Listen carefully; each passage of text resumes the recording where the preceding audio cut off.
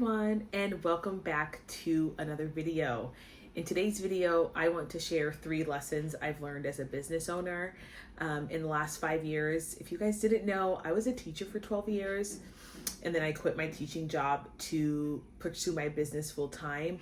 I started my business about 5 years ago while I was still teaching, but it got to the point where if I wanted my business to take off, I would have to quit teaching because it was just too much to do both of them. I was actually an assistant athletic director at the time.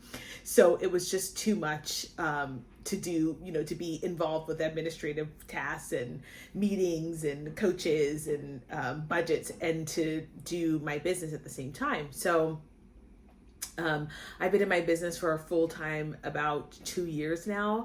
And I just wanted to share some of the things I've learned as a business owner and learning to set boundaries and things like that, because I think they're also applicable to life for everybody. So let's get started. The first thing I learned is to never negotiate on price. And in other words, don't negotiate on your value. The reason is because when people bargain with you, they're not just bargaining for their pocketbooks. They're also bargaining to see what they can get away with you. And I've learned this particularly as a woman. It's really interesting how men really, try and find ways to get me to charge less for my services. And what I've learned is I always end up regretting it. There was one group that I was coaching and I was charging them $300.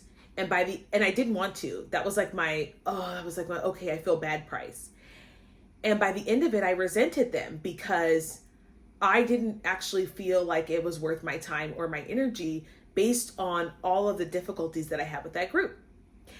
So where I translate this to real life is don't compromise on your value with anybody. This includes relationships and dating. Like if you have a standard, stick to that standard because you will always regret it.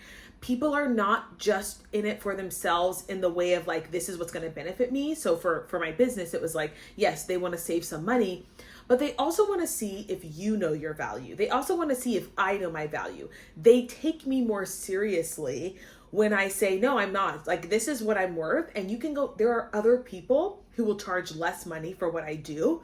By all means, go see them. And of course, you say that in the most professional way possible. When it comes to relationships, same thing.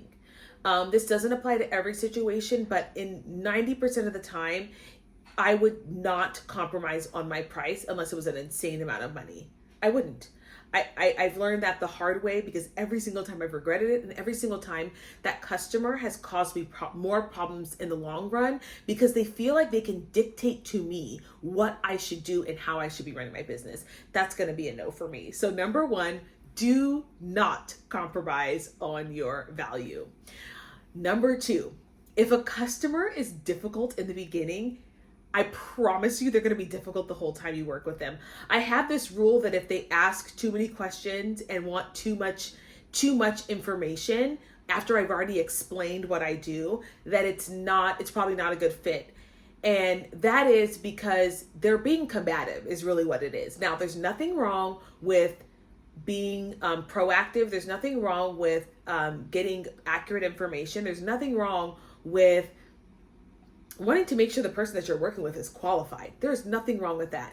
But you guys know what I'm talking about. They get to the point where you're like, okay, this is excessive, or they don't want to follow some processes that I have, or they want to, like, I had this one customer sent like 7 or 8 emails before paying the invoice. I actually resigned that I was never going to get paid, and then had the audacity to message me afterwards to schedule something, and I just ignored it. I was like, absolutely not. You are not the kind of person I want to work with. It was riddled with arrogance and pride, and I said no. So I definitely read people's energy before I work with them and decide if they're a kind of person that I want to work with, because you're in a long-term relationship with these people in my world, and I have to like you. I have to want to work with you. I don't accept everybody, and neither should you. This is a lesson for long term. Like, everybody should be vetted who's in your life. And I've started to do this with like friends and acquaintances as well. Like, I'm vetting you to see if you're someone who is trustworthy, because everybody's not meant to be in your circle, right? And everybody's not meant to be your client. And I know this is really hard, particularly when you're starting out in a business, because I wasn't making that much money when I first started, but even then, I got to the point where I was like, this is not worth it. Like, me fighting with you is not worth it. So, and this becomes increasingly easier as you make more money. It also helps incredibly with boundaries. Just not feeling the need to make everybody happy and the need to people please I really developed that from my business, and saying, this is not my problem to solve. Like, someone else can solve this problem for you. I don't have to solve everybody's problem. So that was a big lesson for me. And the last thing is this, and I've said this before in different videos, but people are not against you, they're for themselves. So I would get so frustrated that I would move my schedule around and accommodate all these people, and then they would cancel. And I'd be so mad because I didn't really want to work that day, but I moved my stuff around so that they could fit in my schedule.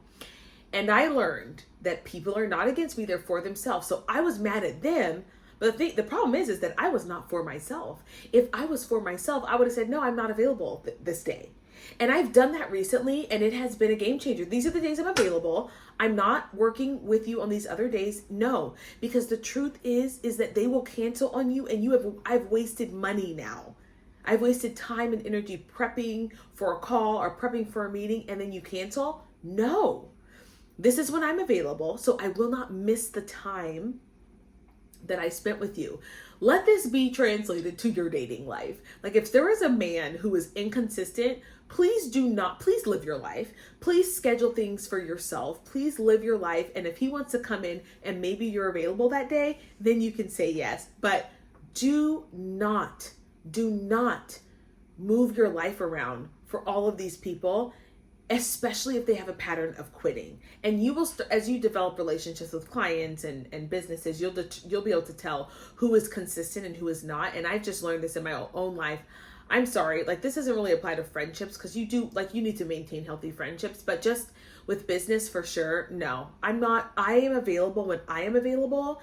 And the likelihood is that they had to move some things around to meet with you, so they're less likely to cancel. Got it? All right, you guys, I hope you enjoyed this video. Don't forget to like, share, comment, and subscribe, and I'll see you guys in the next one. Bye.